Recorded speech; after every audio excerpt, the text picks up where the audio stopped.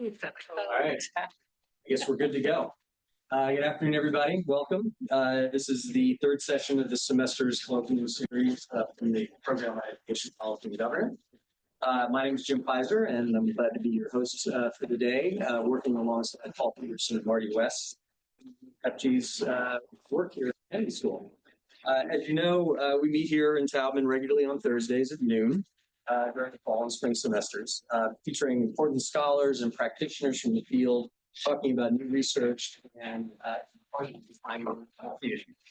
next Thursday, April 2nd, our speaker will be Josh Goodman, an associate professor of education and economics at BU. He'll be talking about his research on the interaction between labor markets and community college grades. So I hope you can.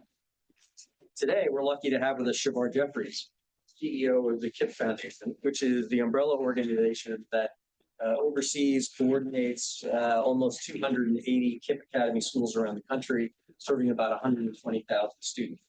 As most of you know, KIPP is one of the oldest and largest charter school organizations in the country, getting it started in the 1990s as a special fifth grade program in Houston, Texas, under the direction of two TFAers named Mike Weinberg and Dave Levin. The program evolved from then into two middle schools, one in Houston, one in New York. And after getting connected to the Don and Doris Fisher Foundation, these are the founders of GAP, largely, by the way, through the efforts of Scott Hamilton, who had just been serving as an associate commissioner of education for charter schools here in Massachusetts. So there's a Massachusetts connection in the KIPP founding story. KIPP became a national network of high-performing schools serving kids from kindergarten through 12th grade, mostly in high-need urban communities. And it has also been remarkable, as I'm sure Shavar will tell you. Shavar Jeffries became KIPP CEO in 2023, but his connection to KIPP goes back much further than that. In fact, 20 years before that, he was the founding board member, founding board chair of KIPP Newark, one of the best urban charter schools in the country, which has since grown into KIPP New Jersey, which is now a network of almost 20 schools, I think, and 9,000 or so students. And he's not just a KIPP leader, he's also a KIPP parent. Two of his kids have graduated from KIPP Academies in Newark. Prior to joining KIPP, Shavar was president of Democrats for Education Reform. He served as the elected president of Newark School Board, which was when I first met him. He's also been an assistant attorney general in New Jersey, and in 2014, he ran for mayor of Newark in a spirited but unfortunately unsuccessful campaign that played a pivotal role in the state receivership of the Newark Public School. We could probably spend not just this hour, but all day talking about that. We're going to structure today's session mostly as a conversation. So Shavar has a brief presentation that he'll share with us, and then I'll pose a few follow-up questions to get the ball rolling, and then we'll open it up to everyone to join in. As always, these sessions are being recorded. They're also, as you can sort of see from the screen here, being broadcast or streamed live on Zoom. So there are hopefully some folks online. I'll try to work them into the conversation, but prioritize the folks in the room for questions and answers. And with that, let me turn it over to Shavar Jeffries. Thank you. Thank you. Thank you. Thanks to invite Jim anytime. See Jim Pizer's name pop up in my inbox. Especially, obviously, your work for a long time on behalf for itself, and so it's an honor to be here. Really looking forward to the conversation. So I'll share kind of a overview on who we are at KIPP, what we're up to, and then sit down and let's have a conversation. I'm really excited to dig into any of the things I talk about, issues adjacent to what I'm going to talk about, or anything, really anything that's top of mind for any of you to change the lives of young people. I'm very happy, excited to talk about that. So who are we at KIPP? So we were founded about 30 years ago with what should be a banal belief in the capacity of young people, but a belief that in many ways was and remains countercultural. We believe all of our children are geniuses, they are brilliant, we believe they can do all things, and we believe it's a job of adults to cultivate that. And at KIPP, these aren't just words. We believe that it's our job to run schools that produce results that are aligned with the genius of the kids. And if our results don't reflect the genius of the kids, that's not because of intergenerational racism, although that's a real issue, no question, that affects what's available for our young people. That's not because of intergenerational poverty, although there's no question. That's a real set of challenges that makes it harder for the young people to serve fully flourish. But it's because of us, what we didn't do in our schools. what we didn't do to structure schools that, one, are rooted in this belief about the limitless potential of young people, and then have the technical skill to engage in instruction, data-driven evaluation, analysis, lesson internalization, reviewing student work in a way that vindicates the promise of our kids. And so we were founded 30 years ago, rooted in that identity, which I start with, because before we get to pedagogy, before we get to practice, before we get to the technical ways in which we run our schools in order to deliver on the promise of kids, we have this deep-seated belief in what's possible for them. And because we serve almost entirely brilliant young people from high poverty backgrounds, and who also are generally African American Latino, we of course have a cultural context in which many actually do not believe it's possible. And many think they do, but are excited if you get grade level on an assessment. So if you're proficient on an assessment, some think that's you accomplished something. But many of us who have some other views, and surely all of us who believe in KIPP, knows that is an unbelievably minimal standard. Once you believe the kids are geniuses, then of course we should be proficient on tests of basic literacy and math. And so we're rooted in this deep belief, this deep identity, that notwithstanding redlining and interracial practices I know many of us are very familiar with, your zip code should be determinative of your destiny and what's possible for you. So we started off as middle schools, rooted in this set of beliefs. We're really focused on sending kids to college, to and through college. Not because that is a perfect pathway for anybody, but it is an opportunity accelerator, both traditionally and we believe continuing today. We can have some conversation about that because there's also a lot of conversation about the utility of the college degree, which tends to come from people who have degrees, but we can talk about that if you want a little bit. And we were founded by folks out of TFA, which we believe has been a beautiful pipeline, to fuel our schools. Not perfect, none of us are perfect, but it definitely fueled our growth in the early years with a lot of talented young people who didn't necessarily have the preparation for some education, but they had the passion, the fire, and they were able to supplement that with the technical support. And so our vision was to create first schools of excellence for young people, but then to actually build systems. And so these kind of four values really anchored us both traditionally and continuing today. We have some excellent talent. TFA is one engine. There are a variety of other engines by which we get talented people to come into our school. A strong culture rooted in these high expectations. Also rooted in joy. We believe in joy and rigor, that you marry the two. We want our schools to be places that children run to. You're not going to have excellent schools when students or adults are miserable, but we then marry that with rigor, because you also want happy, illiterate children either, right? We need our kids to have a rigorous education that's going to cultivate their genius. Centered in college. In the communities where we open our schools, generally you're talking about roughly, throughout most of our history, even today, roughly an 8 to 9% college completion rate in the communities that we serve. And we know that, again, that's an opportunity accelerator. And then we want to grow, because we're sure there's tremendous need for what we can do when we're operating at our best. And so we wanted to serve more young people. And so over the 30 years, we're now one of the top 15 largest school systems in the United States. We're by far the largest public charter school organization in the nation. We have 122,000 students who attend our school. We're in every part of the nation, from here in Boston to San Diego, and from San Antonio up to Chicago. We have 26 different regions throughout the nation. This speaks to the growth we had, which accelerated at about a 12% rate in what I'll call the summertime of the charter school movement in the kind of 2014 to 18, 19 period, a little bit even frankly before that. We're kind of in the winter time, which we'll talk about a bit more now. But that, when I talk about the growth, so that we can serve more and more kids, the slide, speaks to that. This just speaks to the fact that we're by far the largest public charter school organization in the nation. You'll see some for-profit entities in there, which have different governance framework. We're nonprofit-free public charter schools, accountable to the range of civil rights and accountability rules that apply both in our states and throughout the country. That speaks to our size.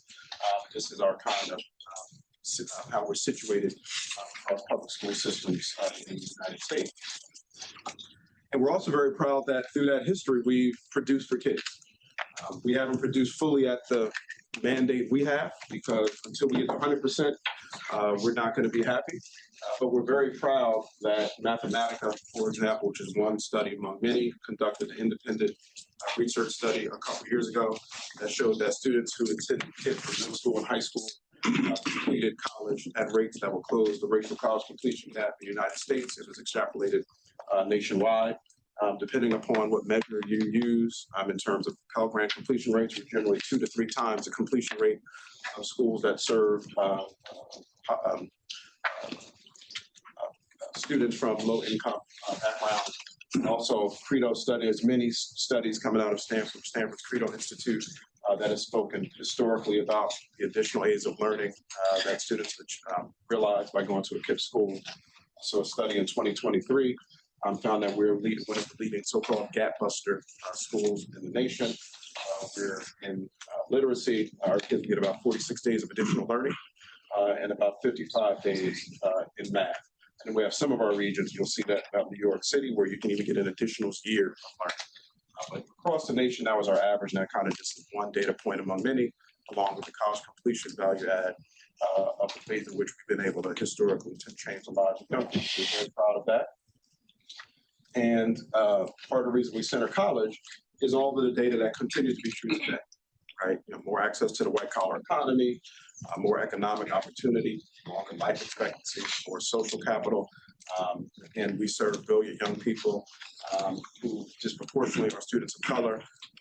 And the study shows what many of us already know, which is students from those backgrounds often have more credentials to get their foot in the door, not less. So we're very proud of that over time. Now, at the same time, in the midst of all that, we had some challenges, which will speak to where we are today and where we're going. So even in the midst of all that, we had significant variance across our regions. So we have 26 regions now. And even on that Credo study I talked about, we'd have some regions where students may get an additional year of learning, for example, in literacy by going to our schools. Some, here half a year of additional learning in math. Then we had some other schools that were much less so, regions that were much less so. Then we had some where students were losing learning, which is obviously unacceptable. And that was because embedded into the way in which we launched was a really strong ethos around what we call power to lead. So we started with individual schools, and we found principals to run these schools who believed in our core values. We brought them some training, they were going over the schools. And we grew significantly through that spirit.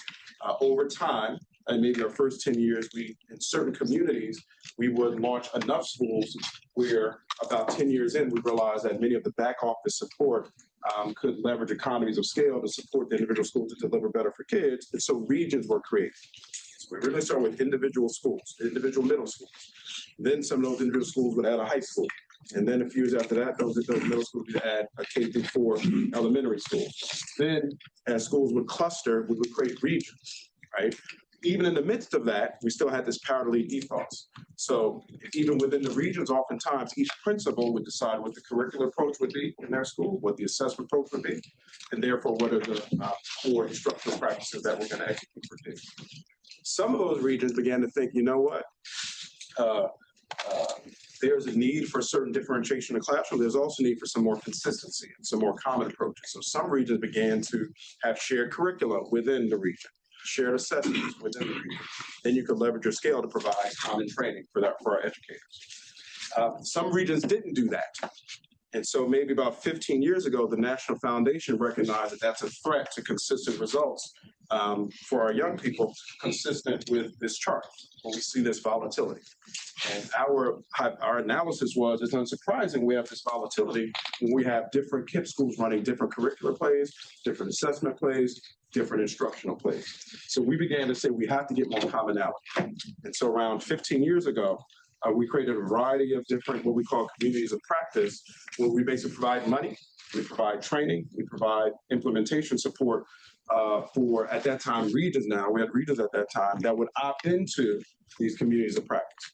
So we had one in middle school math, we had one in AP for all of high school, and then a few years later, we had one rooted in foundational literacy and the science of reading.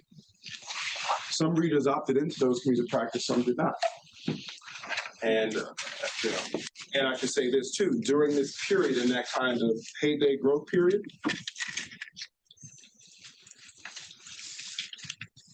in this heyday growth period, we also had an external environment that was much more favorable, not only to growth, but also to us being successful for kids. So TFA was sending us a large number of core members. It was continuing to grow. There was a kind of bipartisan consensus at the time in the nation and in many of our states that we need to raise standards, we need to raise accountability, the Common Core era that you obviously know a lot about, which also enabled us to grow for many reasons. There was a policymaking environment that was supportive, and we frankly had a more performance-based set of conversations around how school systems were serving young people. And during this period, our results were stronger. Where for many of our regions, it was like, I hear you, I should get to more common approaches, but my results, at least on a relative basis, are quite strong. Leave me alone, I'm good. So, but then the external environment began to change, right? TFA, for a whole variety of different reasons, there were significantly fewer members joining the core. Other traditional districts were beginning to do some of the things many of us wanted to see when the charter movement was off, which is begin to frankly respond to the pressure. And so a variety of districts began to be more thoughtful and frankly more effective in how they were delivering educational services to young people, which meant there's more competition for talent and more competition for enrollment, as parents are saying that some of the district schools are providing better services. Other charter systems are growing and growing significantly. So there's more competition for talent. The bipartisan political consensus begins to be no more. Republicans begin to look at vouchers and other types of private school choice and tax credits. Democrats love the money from the federal government, love the money from the states, don't love accountability. And many of them don't like the parents have an ability to choose schools other than traditional district systems. So that begins to fray. And in the midst of that, we can see this coming, and we're trying to push our regions to greater alignment. And then the pandemic happened. And so when the pandemic happened, as you all, I'm sure, are quite knowledgeable of, we lost 32 years of gains in the United States under the Navy. So the results in 2024 were the same results effectively as where they were in 1992. And because we had a model that was overly talent dependent, that in our judgment today, over-indexed on what we call power to lead and school-based autonomy. We absolutely need that, but we also need to leverage some common systems and leverage our scale to support our amazing educators. And we had this variability in outcomes. We also didn't have a sturdy enough foundation to withstand a shock like the pandemic. So our results plummeted just as they did throughout the country. So that's when I came into leadership, so definitely came in at a time where the job was so easy and so much wind at our back, and I didn't even get to the philanthropic environment, which changed a lot as well. So 15 plus years ago, people were throwing money at education reform and charters and talent, and that isn't the case, anymore. And so what we did was launch something we call One KIPP, which is that we have to align now, and there's no more voluntary opt-in. Right? We tried that, we saw that, and while we continue to outperform districts, that's not our standard. Because we said we believe the children are brilliant. We said we believe the children are geniuses. And so winning a race to turtles isn't our standard. And we're barely doing that in some of our places post-pandemic. And so what we said is we're going to align. We're going to have shared curricula throughout the nation. We're going to have shared assessments throughout the nation. We're going to use this scale. So we're the largest charter system, as I said, by far, one of the largest school systems in the United States. We're going to use this scale to make the challenging job of our teachers and our principals and our principal managers, who are heroes, we're going to use our scale to make their job a little bit easier by giving them common training, common data, so they can see anywhere in the nation where we have educators doing things that move the needle for kids. We can learn from one another faster. And again, we can use our scale to provide support and training in a way that, frankly, it's hard for our regions to do on their own. We also recentered that we're college-centered. There's also a kind of cultural conversation over the last several years around the role of college around the extent to which we should resolutely hold these high standards and the extent to which we should both support and hold adults accountable for them. We're very clear. That's who we are. This may not be for everybody. Right? So if you don't want to show up and work hard for kids each and every day, this ain't for you. So we're very comfortable naming that. If you think that there's going to be all these plumbing jobs and HVAC jobs for the kids we serve, this ain't for you. That's not what we're about. We're going to center college and we're going to hold ourselves accountable to delivering that for kids. So we've kind of re-anchored and re-clarified who we are and what we're going to be about. So we're very unapologetic about that.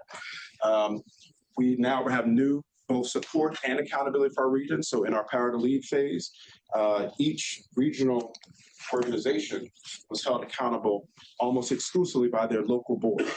So our regional EDs would build local boards of amazing people who have been critical to supporting our EDs, who are heroes as well, to grow our footprint and serve our kids. And it creates a kind of disintegration in terms of normed accountability and norm expectation of what we can achieve. We've now built a new framework where the national organization, in partnership with our region, sets nationally normed goals for all of our regions, a nationally normed dashboard, nationally normed evaluation accountability for all of us, the foundation and our EDs. We will get back to growth, just not in the next few years, because we're really focused on stabilizing our academic performance and really cementing our one KIPP approach. And we're excited to get back to growth, because when we grow in the future, we're actually going to grow a program as opposed to growing a brand with whatever it is amazing people decide it's going to be. It's going to grow a much more concrete set of expectations and a more concrete program that we're excited to grow into the future. So I'm going to stop talking because I really want to have a good conversation, but that's who we are at KIPP. Very proud of our legacy. Very proud to be one of the leading poverty remediation organizations in the nation. Very proud of our impact. Even more excited about what's to come over the next 30 years.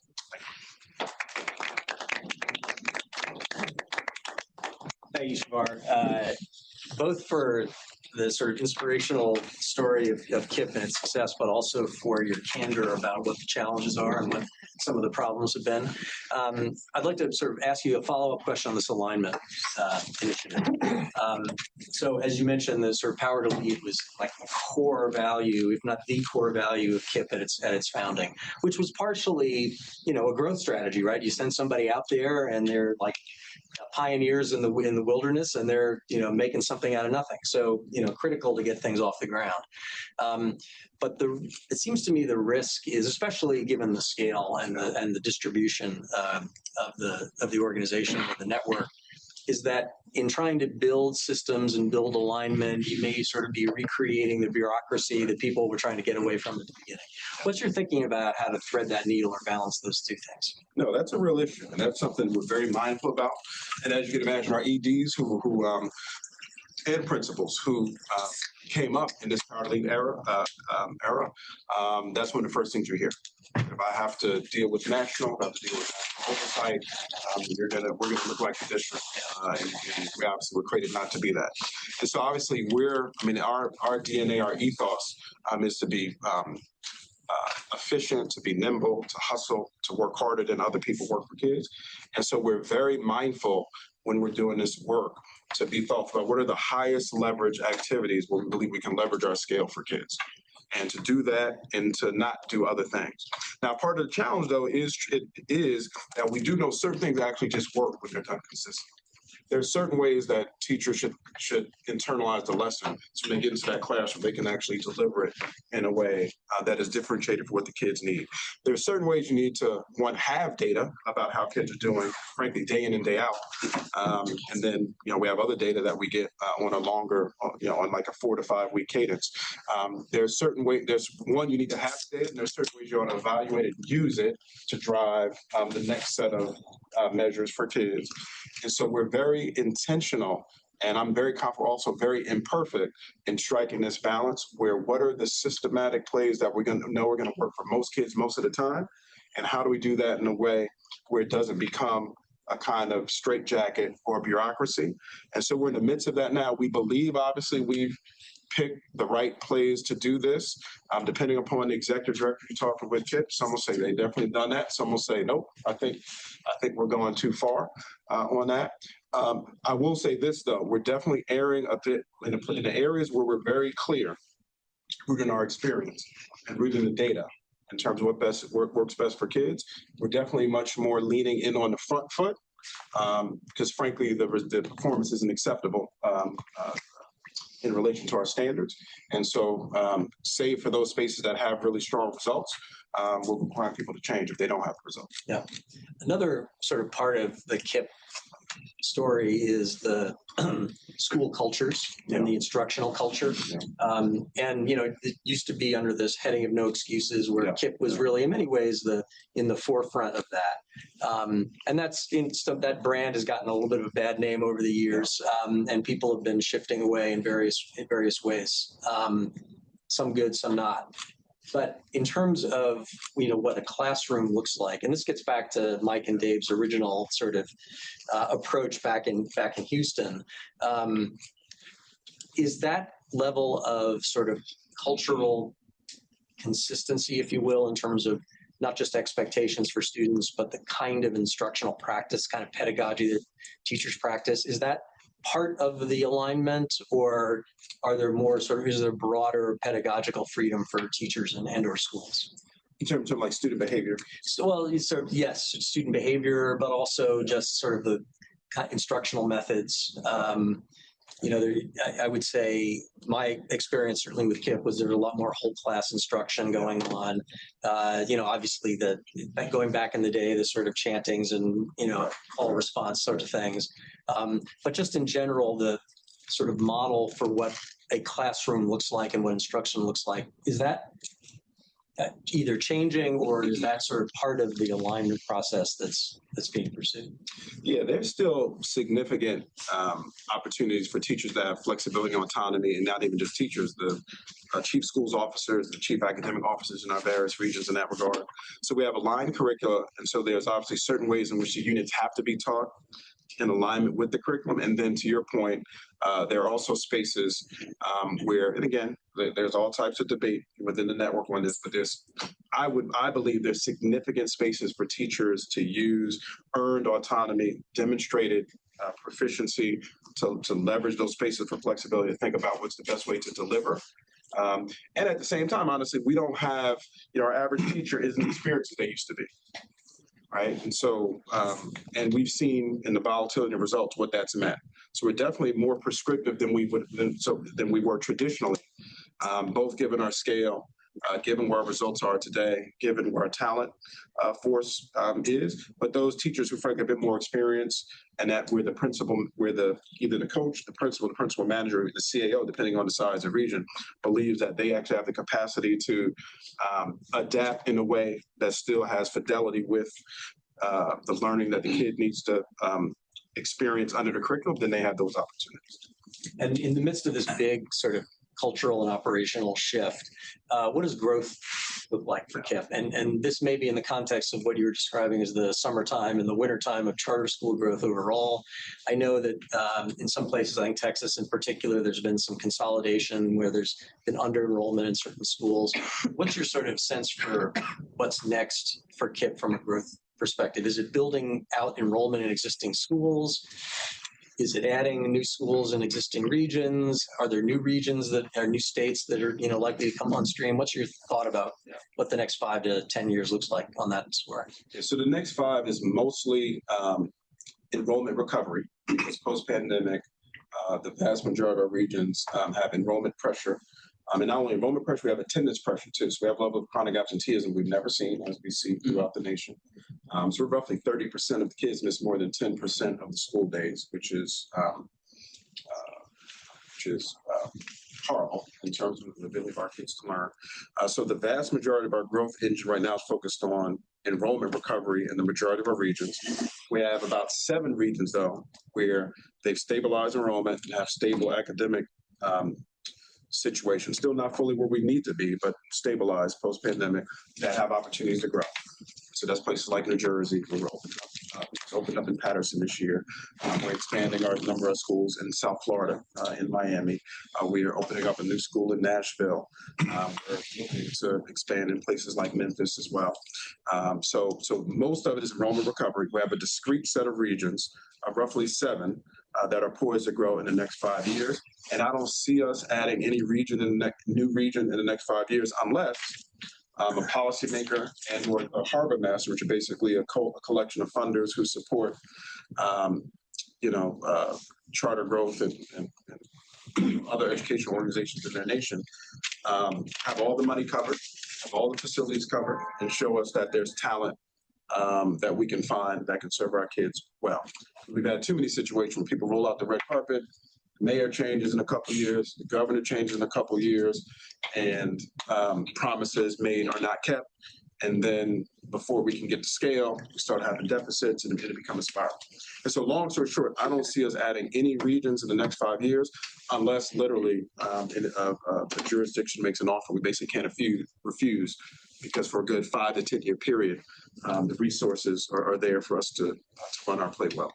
And I'd probably be remiss if I didn't say, unfortunately, KIPP's run into a few roadblocks here in Massachusetts and Lynn, where an application looked like it was going to be approved until it wasn't, and then just trying to get a high school open here in Boston. So yeah, it's a challenge. And sort of on that sort of general front, I'd be interested in your assessment, just the charter sector as a whole, and including what you mentioned in your comments around ESAs and vouchers seeming to have more energy, more political juice, and more resources now than the charter sector, which is not to say that sort of the resources have been drying up necessarily, but it's not the hot topic that it used to be. To what extent are these threats? Sounds like the wrong word, but is it going to be more difficult for the charter sector to grow in the midst of this both political environment where the bipartisan consensus has fallen down, and an environment where ESAs, vouchers, similar kinds of private school choice programs are springing up? It's significantly more difficult. And honestly, for charter organizations that don't have scale, they're closing. They just can't get to the enrollment. They can't get to the philanthropic markets aren't what they used to be, so they just don't have the resources, frankly, to run a quality program. So there's a lot of consolidation, in the charter space, and I think it's for all these reasons. It's in some of the red states, there's much more focus on minimizing government oversight, and obviously, we're public organizations, so we're held accountable the way that, some may not understand it, and we get criticism sometimes that we're not held accountable in ways that are comparable to how traditional public school systems are accountable. In a variety of different communities, parents want more than that.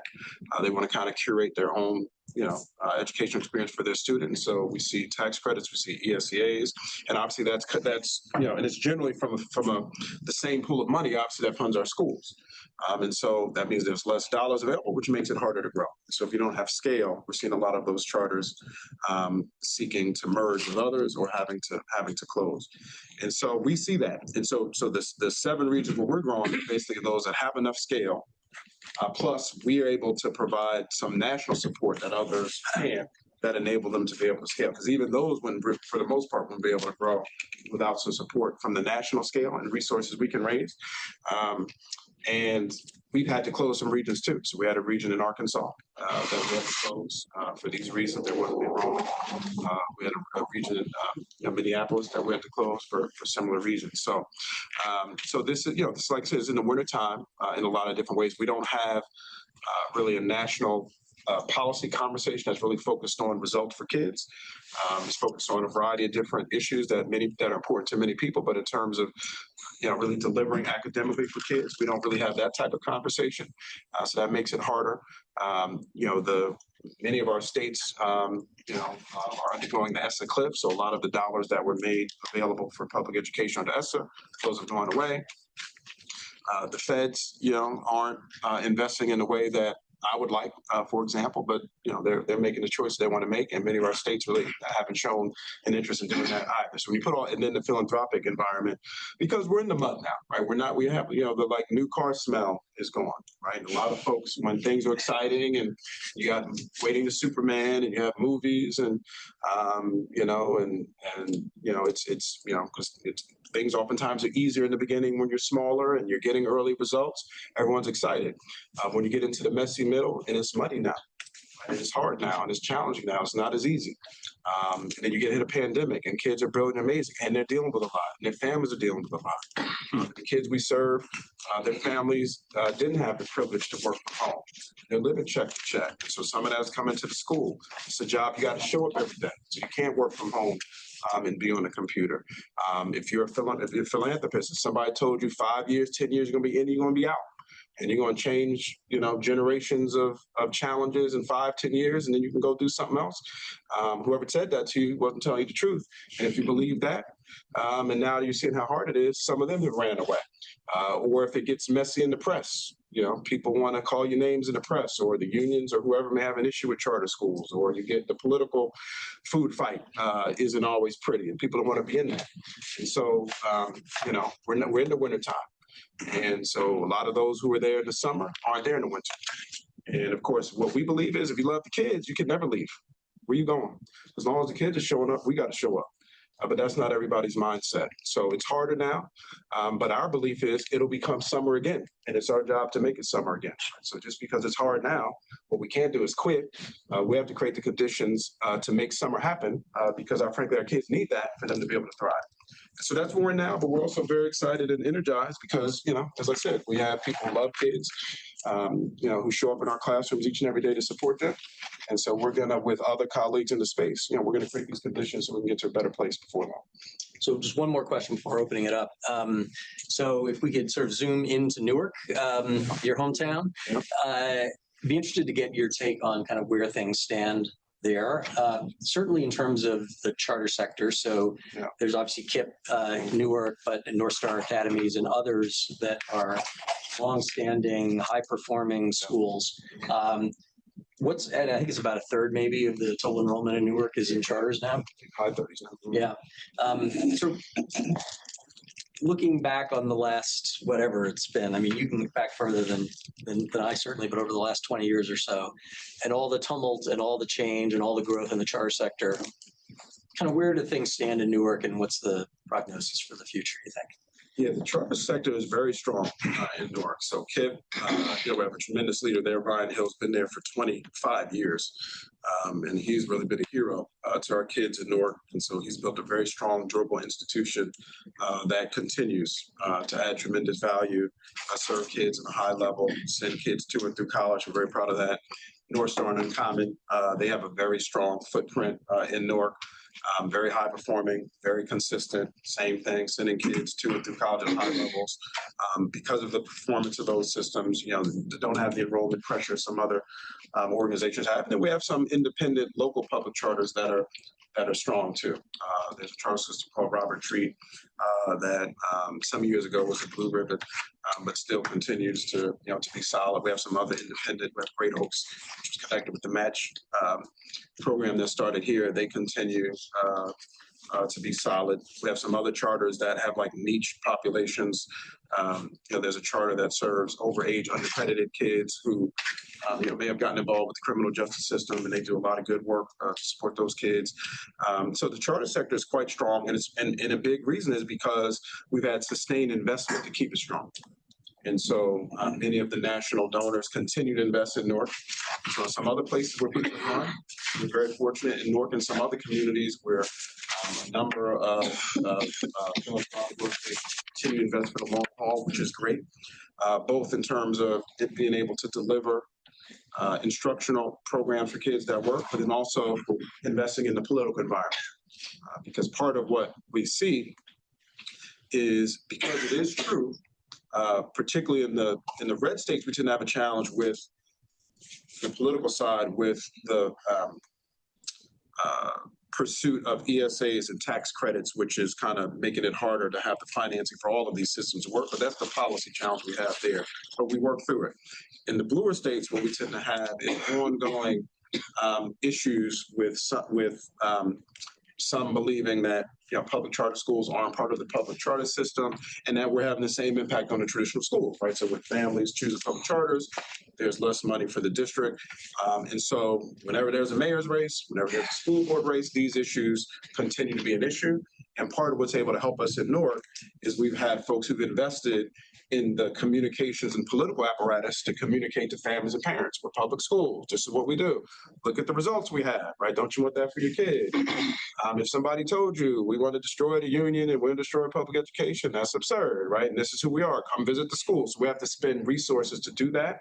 And if you don't do that, and parents hear a message that you're nefarious and you're a bad actor, then that has consequences in the political environment. So Newark continues to be strong because of great providers who do well for kids and these investments to sustain the policy ecosystem too.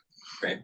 All right, let's open it up to folks in the room, and Shavar, you feel free to call on folks, so I don't have to take the heat of not calling on somebody. Shavar, thanks for your comments and your commitment to the mission. Can I push the conversation a little further on the ESAs? Yeah. Because if I think of charters, they're sort of a hybrid, a best of both worlds of public funding, but private management, operations, and a little more flexibility.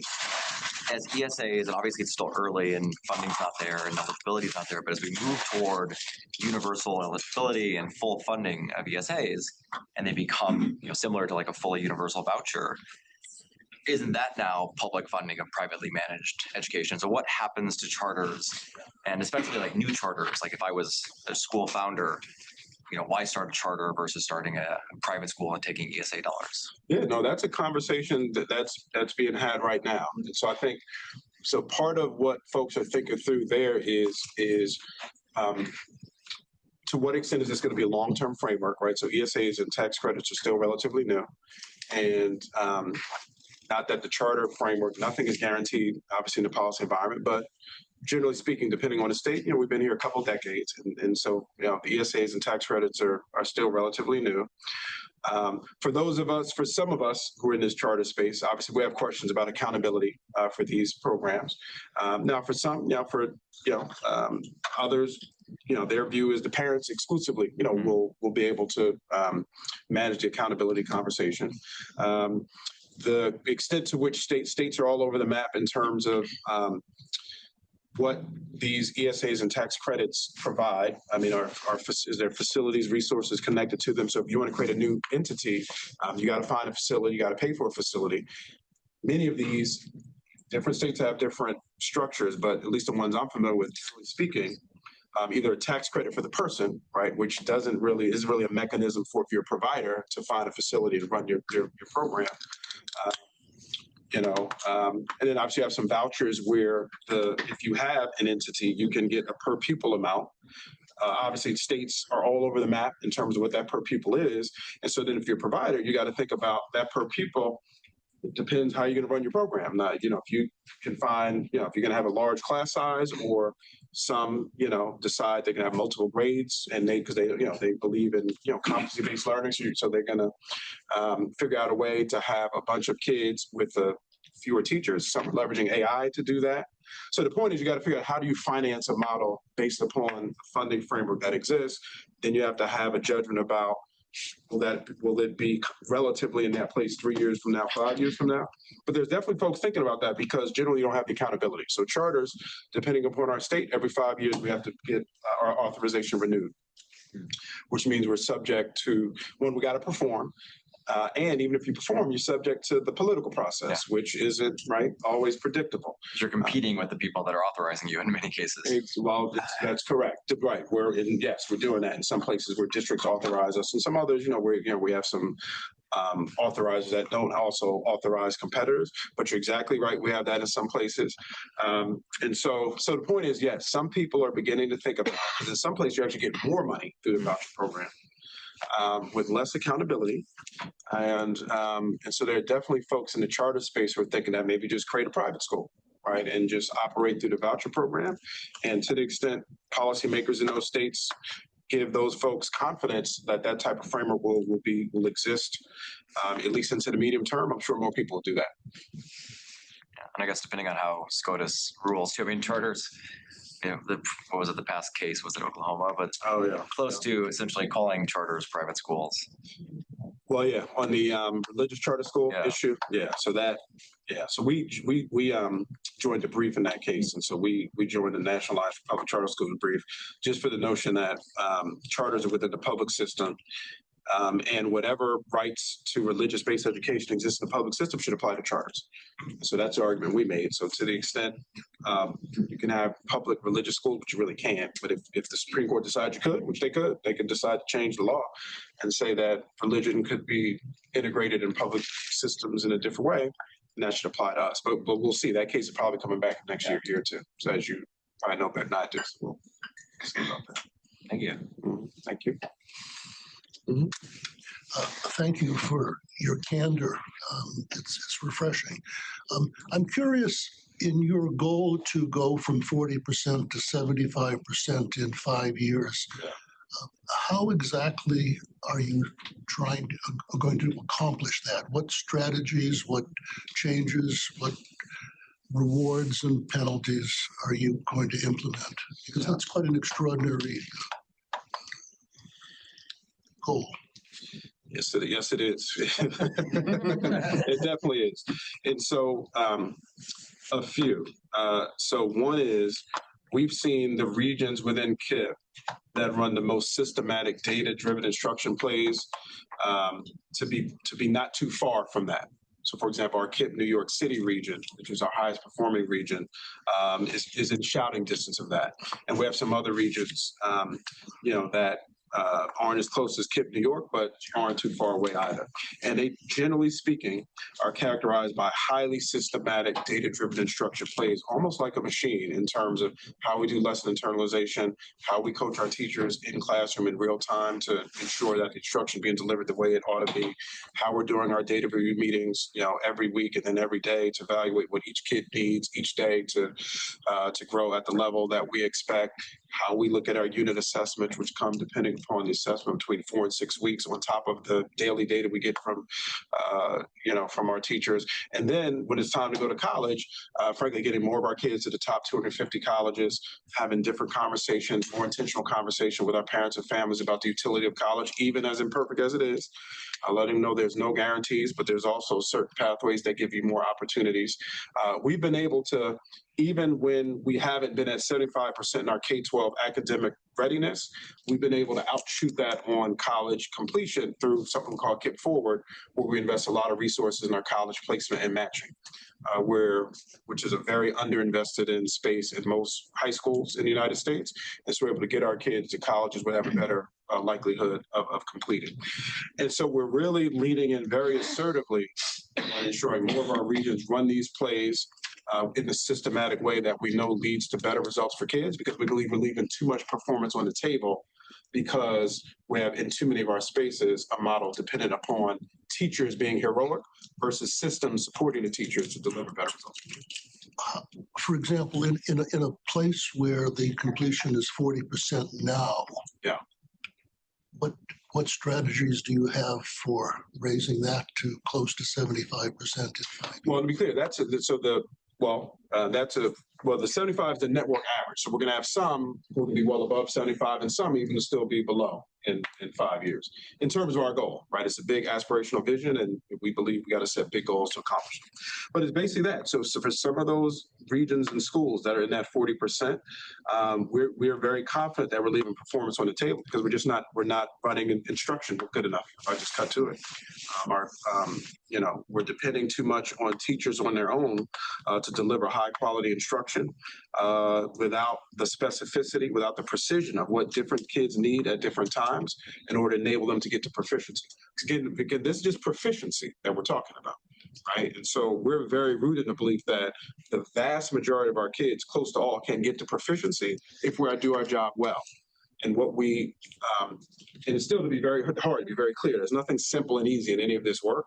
And we've seen it when we leverage our scale and size to invest in our regions and schools to actually run these plays in a more systematic way, we get more consistent results over time.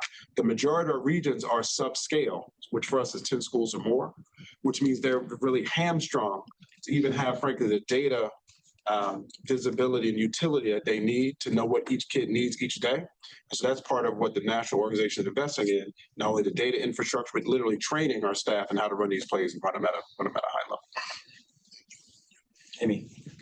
Hi, Shavar. Amy Gutierrez. Nice to see you again. And thank you so much for your message. And I hope you are the beginning of spring because our kids need it, our charter school sector needs it, and all of education needs it. And I'm coming into being a fellow here at the IOP after 4 years of being in Virginia Secretary of Education, where we try to do a high expectations, high standards agenda for all of our kids. And it's really hard. And there are so many places across the country where standards are being lowered, where there's an argument to get rid of data, to get rid of all the things that you just talked about. And so I have two questions. So thank you. And we need you to be successful to show the way, but that's done. But I have two questions. One, what has been the response? Because there are so many governors, chiefs, philanthropists that are walking away from the high expectations agenda. And so I'd love to hear how people are responding to this renewed focus on high expectations. And then two, just dying to know what happened to Be Kind and Work Hard, because as somebody who believes so deeply in that, and I feel like it hurt the brand, as Jim acknowledged a little bit, and we need you guys to be that moniker and that beacon of what it's like when we expect great things from our kids.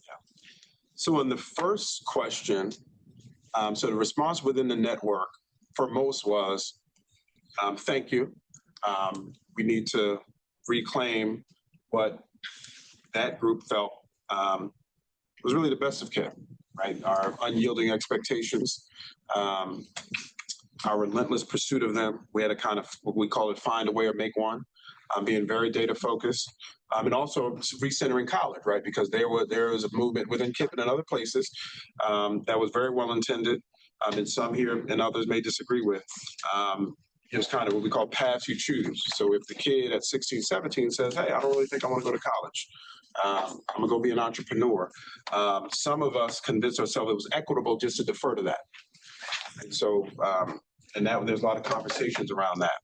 And so if you've never been on an airplane and you ask a kid at 16, 17 what they want to do, if they say, I want to be the plumber, I want to be the engineer, I want to be the carpenter, I want to be the HVAC, and it's not to disrespect any of that, because those are very noble professions. And they're speaking from the lens of what they've seen. And they're really speaking from the lens of what they have not seen, because what they're seeing has been constructed by intergenerational poverty, intergenerational racism. Haven't been on an airplane. They don't know what the hedge fund manager does. They don't know what the neuroscientist does. They don't know what the venture capitalist does. And they may want to do that if they knew about it. And who at 16, 17 really knows they would do anyway. And so in any event, we're very clear, you're going to college. Period. And we're going to push you. Obviously, you can make your own decision, but the adults at KIPP, we're going to push you, and we're going to share this data with you. And so my point is, for the vast majority of folks, there's focus on bringing high expectations back in a more intentional way, because we never fully lost it, to be clear, but being clear, this is who we are everywhere. So there's no ability to have variance on those fundamentals, recentering college. That was very exciting and energizing for most. For some, it wasn't. And we said, we love you, and there's the door. This is who we're going to be. This ain't for everybody, right? This isn't for everybody. And so if you have doubt about what kids can do, if you don't want to work hard for them each and every day, then this isn't for you, right? Because what we can't do is get to our goals with people with lukewarm commitment or a lukewarm mindset about what's possible for our kids. And we're created to be the countercultural against that, because there's plenty of systems that in my judgment, are rooted fundamentally, despite their rhetoric, in a sense of what's not possible for our kids and what they can't do. And those tend to be the ones who are saying, hey, there's a great plumbing program, down the street. Again, not to disrespect that, but those who have privilege, they ain't having those conversations.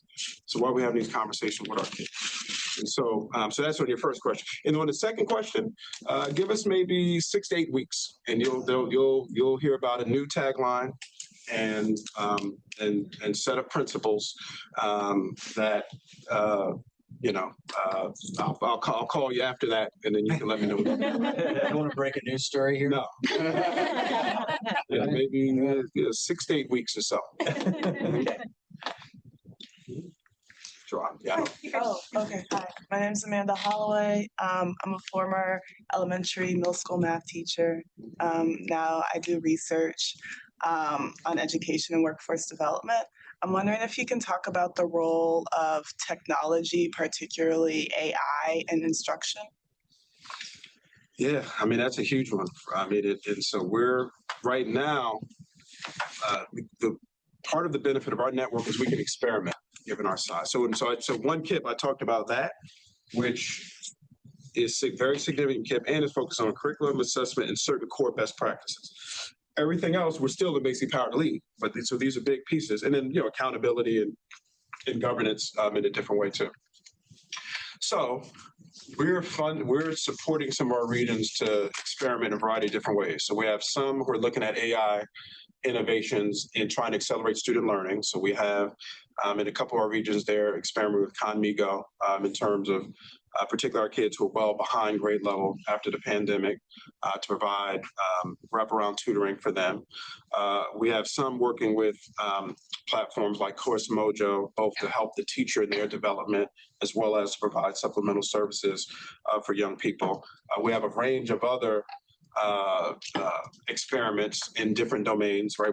We're using AI right now. We're experimenting with using AI to evaluate student work, which is obviously very time consuming for teachers. So we're rolling out nationwide in 26, 27 an AI platform to do that work for teachers and then feed them the content in terms of what's working in student work, written work product, and what isn't, so that they can then work with our students. So we'll see how that plays out. And then of course there's a variety of different ways in which we're using AI operationally so we'll be more efficient and more effective. And we're having conversation about what does a human being need to know. Right? What does education mean in this environment? We still believe that the fundamentals around curiosity and being able to be a critical thinker, are going to matter even more in an AI world. The ability to see connections across disciplines, the ability to raise critical questions. We think that's going to be very important. And this is changing very fast. And we're definitely not smart enough to know what this is going to mean. And so we intend to be fast followers. So we're experimenting in a bunch of our regions. We're having conversations. What does this mean for how we reimagine the entire concept of what it is our kids need to learn in this environment? How do we leverage this to be more effective? We have we're fortunate. One of our board members is on the board of Anthropic, and so he's helping us think this through. We have a kind of committee of folks who are some of the, at least what we believe, some of the leading thinkers about the intersection of AI and education to help advise us. And so what we're basically doing is keeping our eyes open, investing in regions to experiment, beginning to rethink what it is that our kids need to learn. Once we see innovations that are really bearing fruit, then we want to be able to scale them. You mentioned how in the next 5 years you're focusing on kind of doubling down, focusing on enrollment and not growing, except those 7 regions who have the ability to do so. Can you talk a little bit about how your strategies might be per region to kind of bolster that enrollment? Is it different per region or is it very similar, or how does the funding environment per region kind of change how you think about that? I'm sorry, what was that? The strategy in terms of how we support growth in our region? Yeah, so there's a few. So one, we provide capital.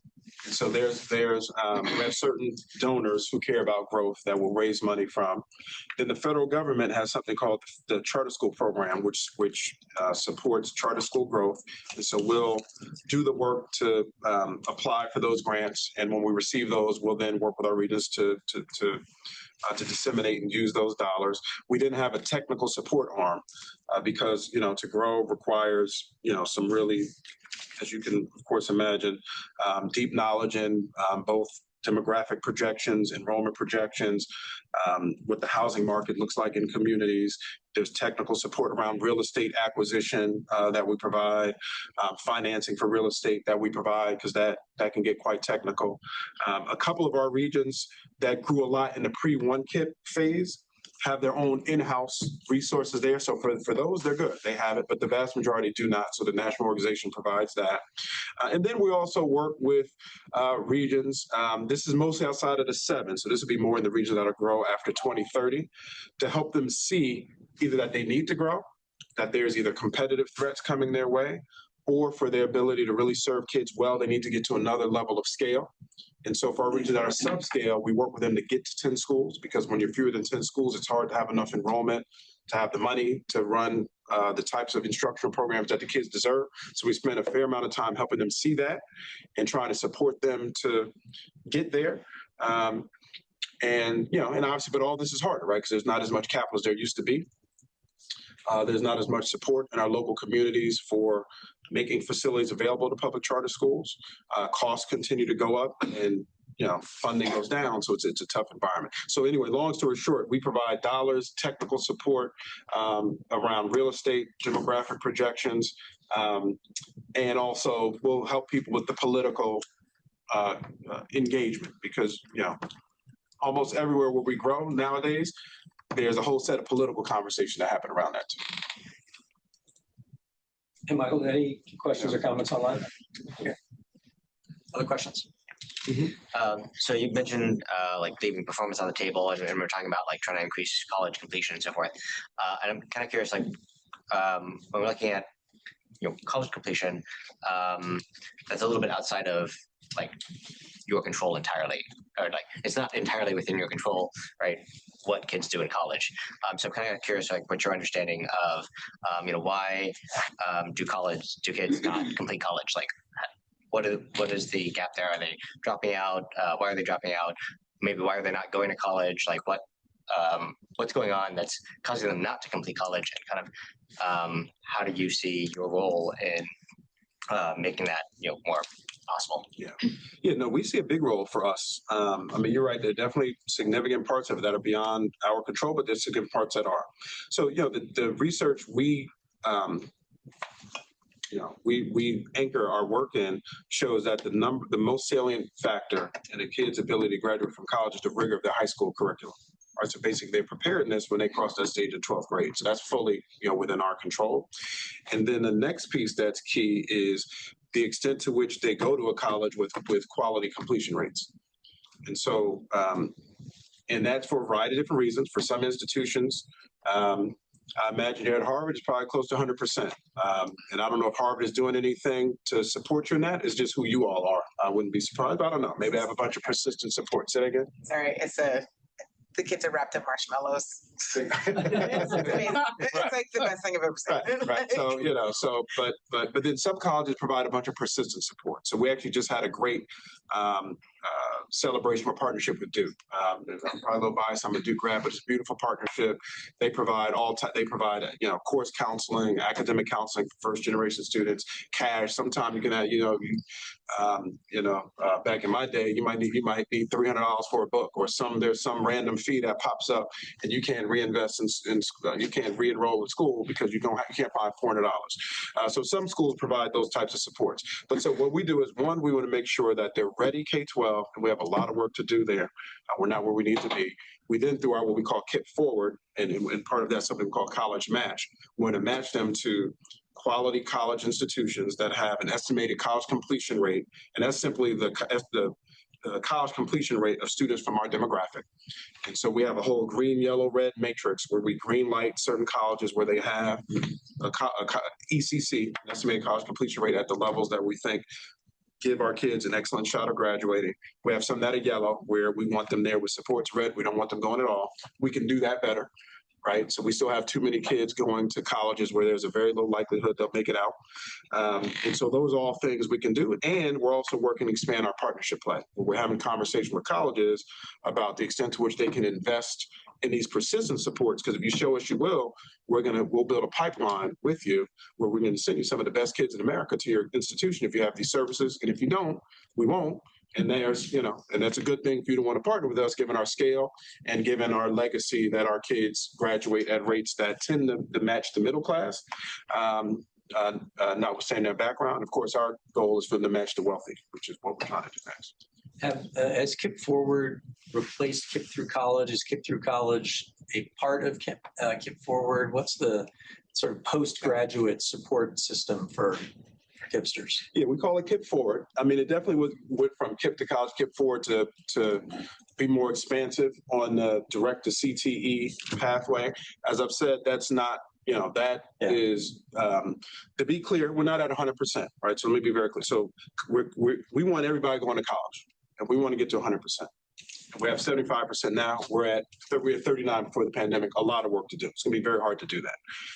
So we don't abandon any of our kids. And so those who are in that route, we're like, this is not a route that has a lot there.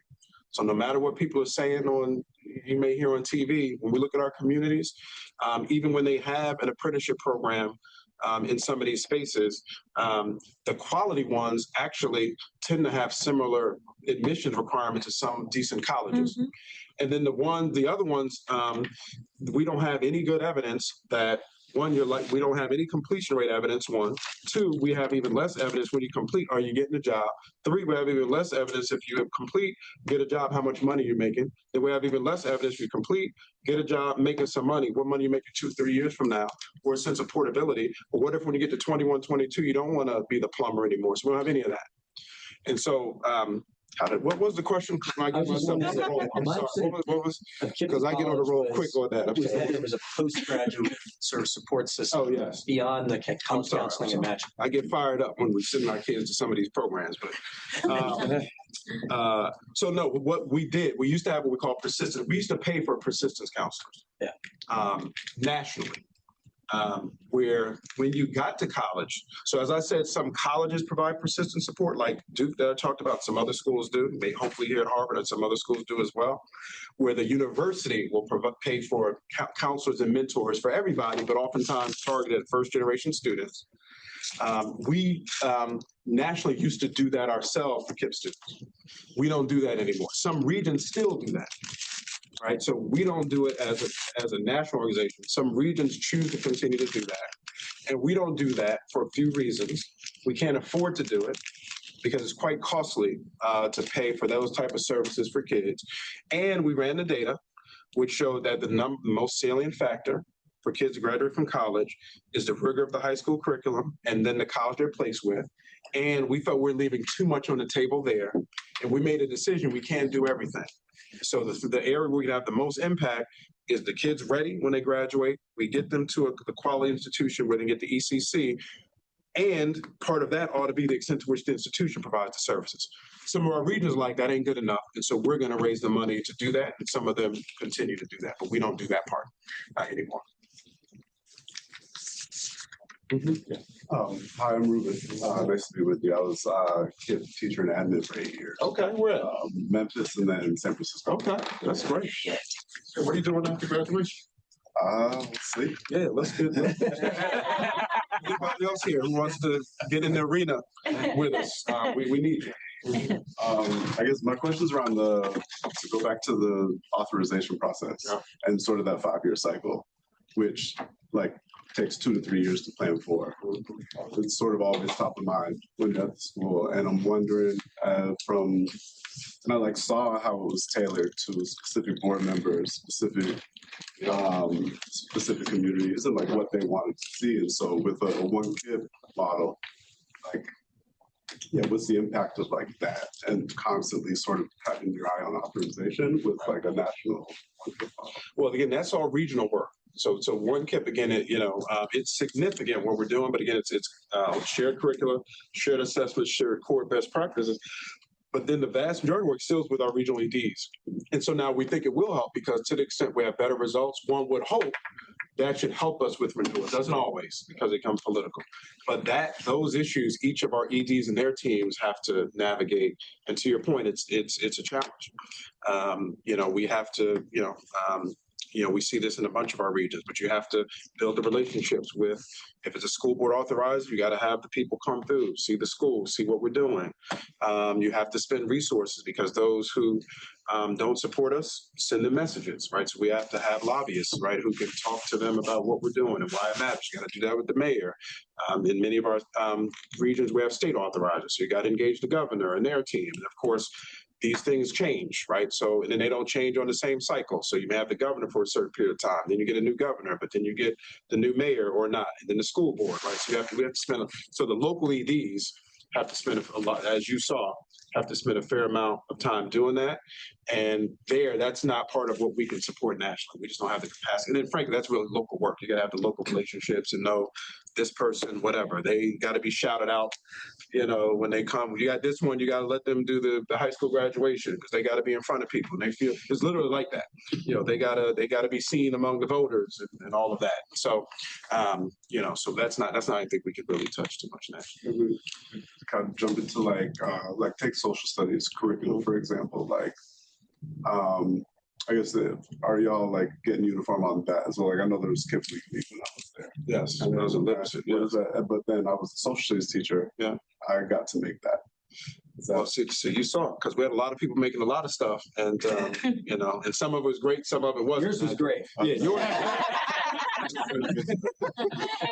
No, that's what it was. No, that's what it was. A lot of teachers doing their own, and that, as great as I know you were, it's much better for you to come and say, hey, we already know some things about, and let you learn how to do that. Yeah, it was also but I know exactly, right. But one KIPP right now is just literacy and math.